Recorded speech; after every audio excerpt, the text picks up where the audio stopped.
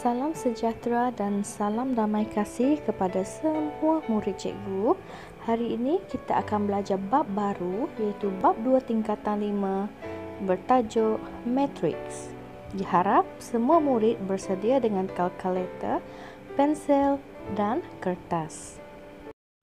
Apa itu matrix? Matrix ialah nombor-nombor yang disusun dalam baris dan lajur untuk membentuk satu tata susunan segi empat tepat. Contohnya 1, 6, 7, 7, 3, negatif 2, 5, 1, 2, 3, negatif 5, 4, negatif 1, sifar, 1. Kita boleh lihat bentuk matriks ini yang membezakan dengan nombor lain ialah matriks ini mempunyai kurungan dan mereka disusun dalam tata susunan segi empat. Kalau kita lukis segi empat di sini, dia adalah berbentuk segi empat. Sama ada segi empat sama ataupun segi empat tepat. Okey, hari ini kita belajar berkaitan tentang pembentukan matriks. Matriks dapat dibentuk berdasarkan maklumat yang diberikan dengan langkah yang berikut. Yang pertama, susun maklumat yang diberikan dalam bentuk jadual. Dan langkah yang kedua, tulis semua nombor daripada jadual itu dalam tanda kurung mengikut tata susunan yang sama tanpa ada tajuk jadual. Kita lihat contoh 1. Sebuah syarikat pemaju perumahan merancangkan untuk membangunkan taman perumahan dalam 2 fasa. Dalam fasa pertama, 30 buah rumah berkembar 1 tingkat, 70 buah rumah teres 2 tingkat dan 46 buah rumah kos rendah akan dibina. Dalam fasa kedua, 50 rumah berkembar 1 tingkat, 36 buah rumah teres 2 tingkat dan 80 buah rumah kos rendah akan dibina. Kalau kita lihat dalam soalan ini kelas, terdapat 2 fasa, iaitu fasa pertama dengan fasa kedua. Okey, fasa-fasa ini membina 3 jenis rumah, iaitu rumah berkembar 1 tingkat, rumah teres 2 tingkat dan rumah kos rendah. Jadi, kita susunkan mereka ke dalam bentuk jadual. Ini merupakan langkah yang pertama. Fasa pertama ada 30 rumah berkembar 1 tingkat, 70 buah rumah teres 2 tingkat dan 46 buah rumah kos rendah. Manakala kita lihat fasa kedua, terdapat 50 buah rumah berkembar 1 tingkat, 36 buah rumah teres 2 tingkat dan 80 buah rumah kos rendah. Okey, selepas kita menyusun dalam bentuk jadual, kita keluarkan nombor ini keluar dijadikan bentuk matriks, iaitu 30, 70, 46, 50, 36, 80. Jadi kita buat dia dalam bentuk, kita susun dia mengikut bentuk jadual ini kelas. Cuma kita tambahkan kurungan di depan dan di belakang. Mesti susun ikut sebiji mengikut di dalam jadual ini. Okey, kita pergi ke contoh yang kedua. Jadual di bawah menunjukkan bilangan murid dalam kelas tingkatan 5A dan 5B. Begitu juga dengan 5C di sebuah sekolah. Dengan menyusun maklumat dalam jadual, kita dapat mengetahui bilangan murid mengikut jantina bagi setiap tingkatan dengan mudah dan cepat seperti yang ditunjukkan dalam jadual, di mana ada 3 tingkatan 5A, 5B dan 5C dan setiap tingkatan ini dipecahkan kepada lelaki dan perempuan. Okey, sekarang kita nak menyusun bentuk ini ke dalam bentuk matriks. Senang sahaja kelas. Keluarkan sahaja nombor ini mengikut urutan, mengikut yang di dalam jadual seperti ini. Cuma kamu tambah kurungan di depan dengan kurungan di belakang. Kamu tengok, ini adalah untuk 5A, ini adalah untuk 5B, dan ini adalah untuk kelas 5C. Dan ini barisan ini mewakili lelaki dan yang ini mewakili perempuan. Okey kelas. Nomor yang melintang ini kita kenali sebagai baris. Dan nomor yang menegak kita kenali sebagai lajur.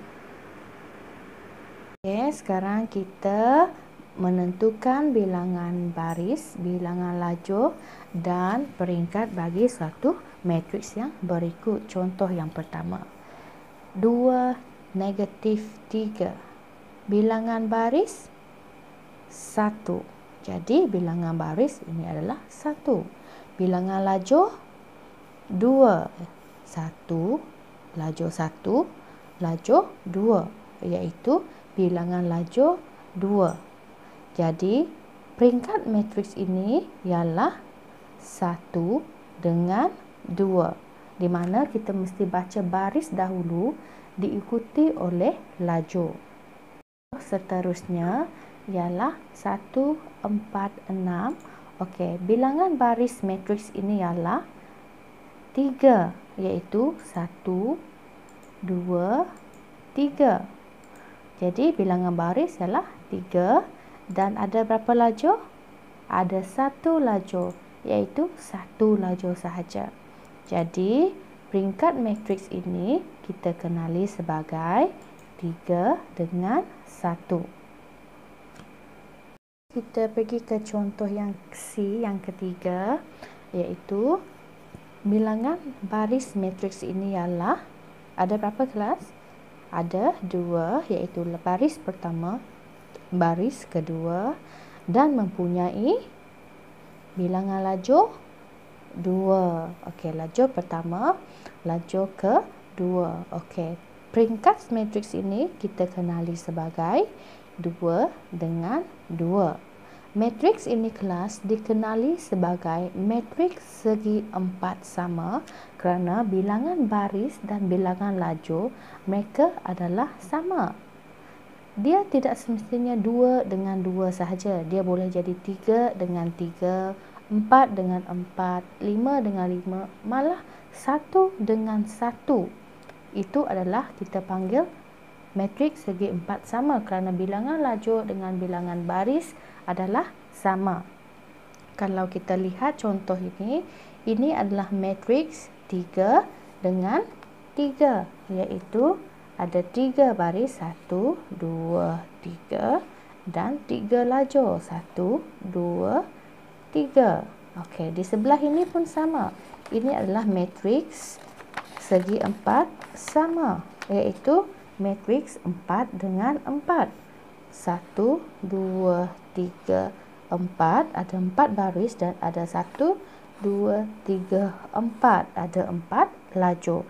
Jadi, apabila bilangan lajur dengan bilangan baris matriks itu adalah sama, maka ia dikenali sebagai matriks segi 4 sama. Okey, seterusnya kita akan belajar unsur dalam suatu matriks. Sebelum itu, perhatikan dahulu pelan duduk di dalam kelas, sebuah kelas 5F. Okey, di sini ada papan hitam, meja guru, ada murid yang bernama Musa, Chu, Anis, Wani dan Aizat. Okey, di sini kalau kita lihat susunan ini, pada dalam kelas ini ada 5 baris. Barisan pertama, kedua, ketiga, keempat dan kelima. Dan ada 6 lajur. Kalau kita lihat di dalam gambar rajah dalam slide cikgu ni. Okey. Setiap murid dalam pelan ialah unsur bagi matriks. Maksudnya setiap murid ini adalah unsur. Maksudnya di sini dalam matriks itu ada nombor, betul? Dalam nombor itu, nombor matriks itu dikenali sebagai unsur. Contohnya yang ini. Ini kita boleh panggil sebagai unsur. Semua nombor di dalam ini kita kenali sebagai unsur. Okey.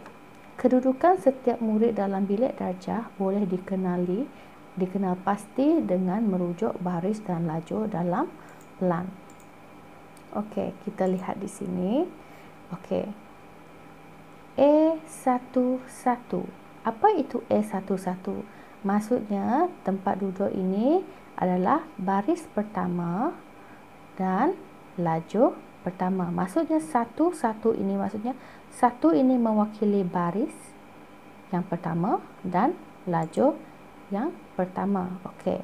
Yang ini pula ialah baris yang keempat. Kalau kita lihat di sini, unsur ini adalah baris yang keempat dan lajur yang kedua. Okey, manakala yang ini ialah baris yang keempat, lajur yang keempat. Okey, sekarang soalan dia. Cu di mana kelas? Cu di 3. Maksudnya C ini mewakili nama Cu.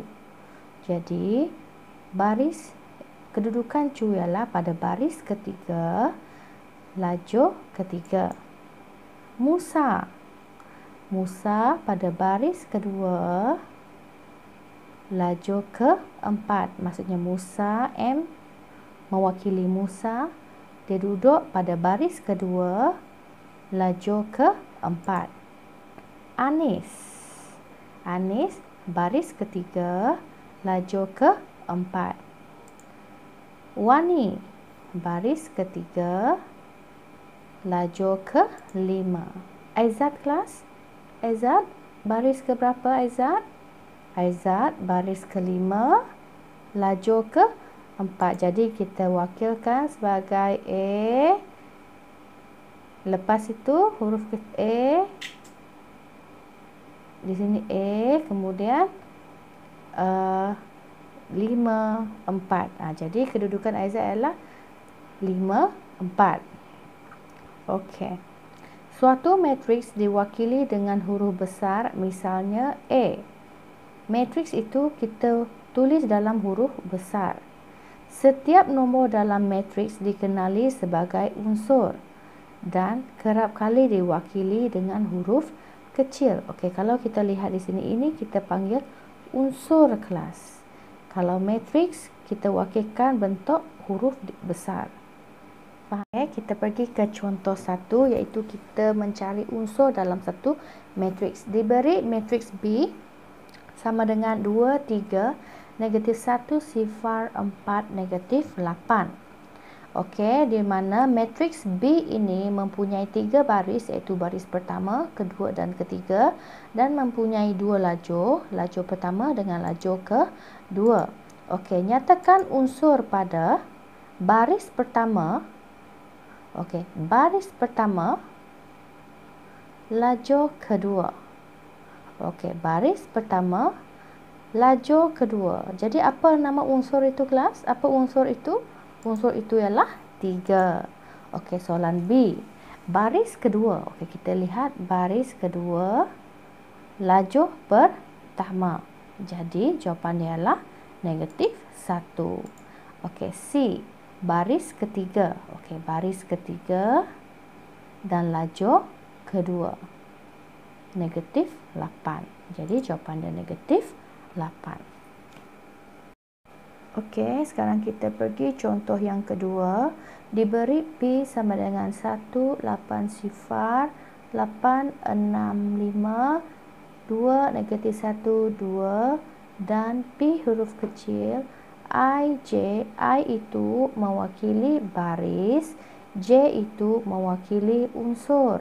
Okey, nyatakan unsur, ini kita panggil unsur. Nyatakan unsur 1, 3. Maksudnya unsur pada baris pertama, lajur ketiga. Okey.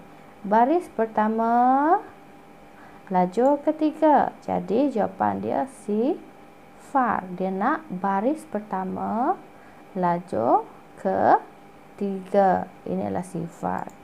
Jadi soalan B, baris yang kedua, unsur pada baris kedua, lajur pertama. Maksudnya baris pertama, lajur ketiga, baris pertama, baris kedua, lajur pertama. Maksudnya baris kedua, lajur pertama ialah nombor 8. Okey, C. Unsur pada baris kedua,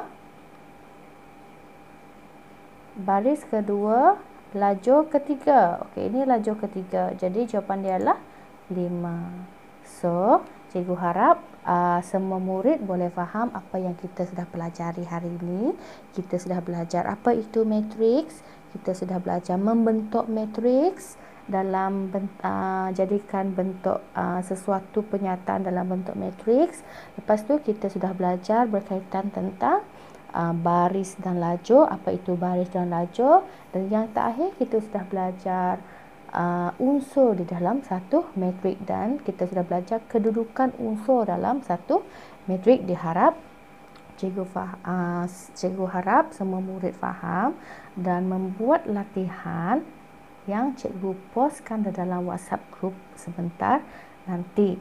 Okey, cikgu nak kamu semua belajar. Kalau tidak faham, kamu boleh ulang semula video yang cikgu post ini. So, sekian sahaja. Terima kasih. Tuhan memberkati.